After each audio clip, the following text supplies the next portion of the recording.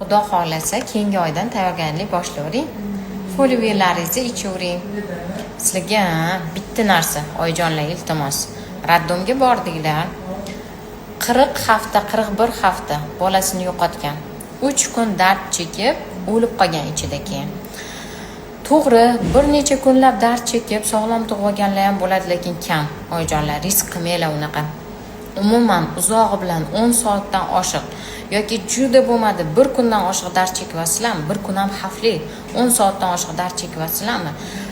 Tekshiruvga o'tinglar. Tekshiruvni talab qilinglar. Agar qilsanglar-yu sizlarga qaramasa, boshqa joyga ketinglar. Tushundinglarmi? Qarovsiz qolib ketganda. Uzog'i 10 soat. Mana hozir raddomlar rivojlanishiga chasniy raddomlar juda ham katta hissa qo'shyapti. Chasniy raddomlar yaxshi bo'lyapti. Bunaqa uzoq vaqt dard chekayotganda taktika qilish kerak. Nima bo'lyapti? Nimaga buniki uzoq dard chekyapti? Bolani holati qanaqa? KTG qilish kerak. O'zingda ko'rish kerak holatini. Agar rostdan ham tug'ruq yo'llari yaxshi ochilmagan bo'lsa, bola qiynalayotgan bo'lsa, keserva masalasini ko'rib chiqish kerak. 3 kun dard chekkansiz, keservaga ko'rsatma yo'q deb aytishyapti. 3 kun dardingizni o'zi keservaga ko'rsatma. Tushundingizmi?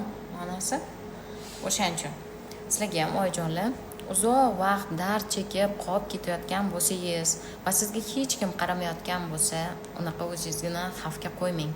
Yo u joydan keting, agar ketishni imkoni bo'lmasa talab qiling. Talab qilsangiz ham qaramasa, bir nima deyish ham qiyin-da. Bexabar kutib, dardinglarni kutib yuravermanglar. Kunlab dard chekib yurmanglar unaqa. Bo'ptimi?